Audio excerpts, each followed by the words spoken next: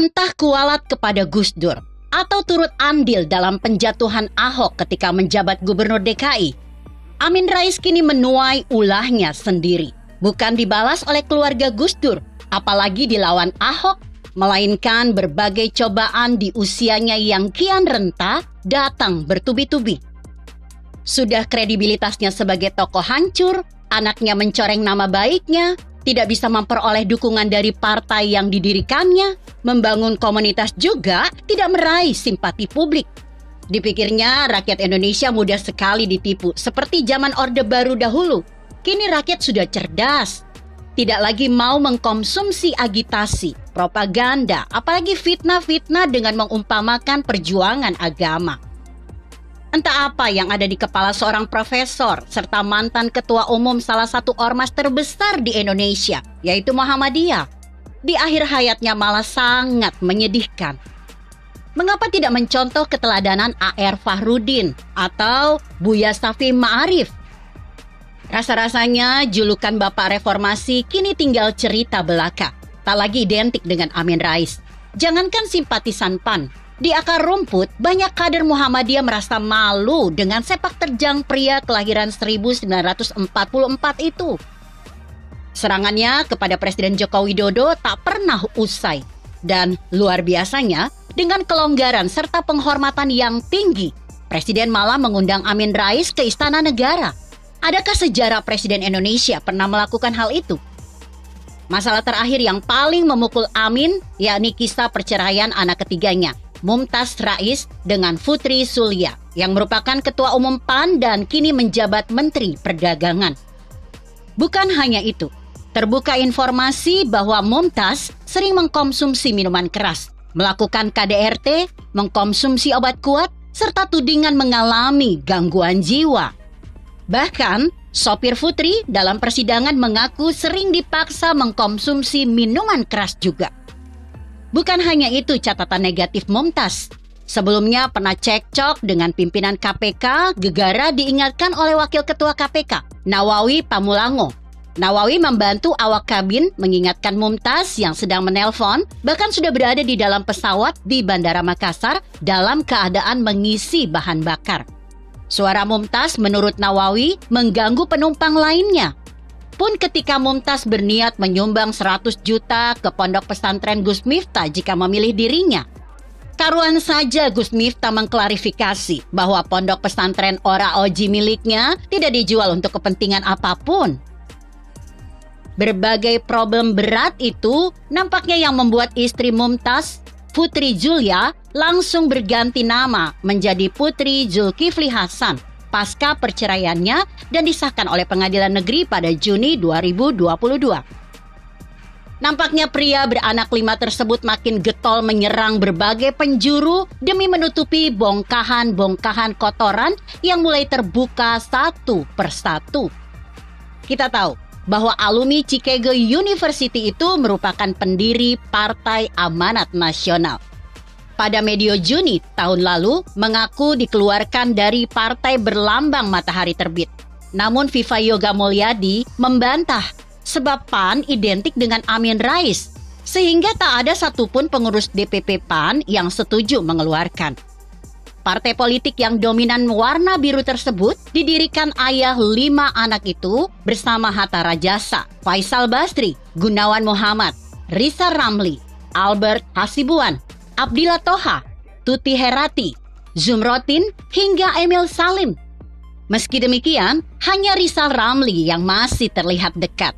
Bahkan sejak 2018, 5 pendiri PAN, yaitu Abdillah Toha, Albert Hasibuan, Gunawan Muhammad, Tuti Herati, dan Zumrotin mendesak Amin Rais yang menjabat Ketua Dewan Kehormatan PAN untuk mundur.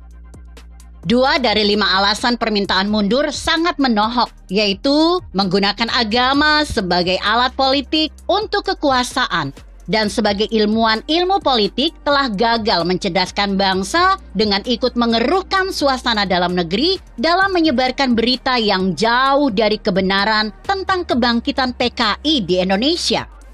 Dalam sejarah reformasi Indonesia, terutama proses menurunkan Soeharto, Amin disebut-sebut berhasil menggerakkan mahasiswa. Namun tidak sedikit pihak yang meragukan hal itu. Mengapa? Pada awal pergerakan mahasiswa, Amin Rais lebih banyak berbicara di televisi sebagai akademisi dan tidak ikut turun ke jalan. Baru setelah gelombang aksi mahasiswa meluas dan masif, barulah Amin keluar dari zona nyaman di kampus. Keraguan akan kiprah Amin Rais menguat ketika menurunkan Gus Dur dari jabatan presiden. Padahal naiknya Gus Dur didukung oleh poros tengah, yakni koalisi PKB, PAN, P3, PKS. Yang dulu masih bernama Partai Keadilan dan PBB. Mereka berupaya menjegal Megawati Soekarno Putri, Ketua Umum PDIP, yang memenangkan pemilu 1999 dengan dalih Islam tidak merestui pemimpin perempuan. Merasa berjasa besar, ditambah mahasiswa masih banyak mendengarkan omongannya. Amin Rais yang waktu itu menjadi Ketua MPR, berupaya menyetir Presiden Abdurrahman Wahid. Tahu akal licik Amin, Gus Dur tidak mau dikendalikan. Dan akibatnya hanya menduduki jabatan presiden 20 bulan saja, digantikan wakil presiden saat itu, Megawati Soekarno Putri. Di masa Presiden Susilo Bambang Yudhoyono, mantan akademisi UGM tersebut lebih banyak diam. Hilangnya sikap kritis itu karena berbagai pihak menduga Amin Rais menjabat sebagai Ketua Komisaris PT Freeport. Menolak tuduhan itu, dirinya sanggup membayar $100 siapapun yang bisa membuktikan bahwa jabatan komisaris pernah disandangnya. Di masa Presiden Joko Widodo, sikap ketidaksukaan ayah Hanum Salsabila Rai di situ sangat kentara. Bahkan komentar nyinyir nyaris tak berhenti. Meski pernah terpelosok dalam aksi tipuan maut Oplas Ratna Sarumpait, Amin tetap menjadi salah satu garda terdepan bersuara miring tentang Jokowi. Ia pernah menuding bahwa terdapat kecenderungan Presiden Joko Widodo dan Luhut Binsar Panjaitan mengalami sebuah gangguan kejiwaan bernama sindrom narsistik megalomania. Persepsi tersebut hadir karena Amin Rais merasa keduanya memiliki sikap merasa paling mengetahui segala hal dan merasa bahwa mereka yang paling bisa menyelamatkan bangsa.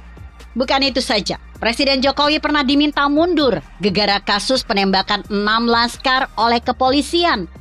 Pun termasuk meminta bertemu dengan Presiden karena sesumbar bahwa tim pengawal peristiwa pembunuhan TP3 memiliki 90% atas pelanggaran HAM berat.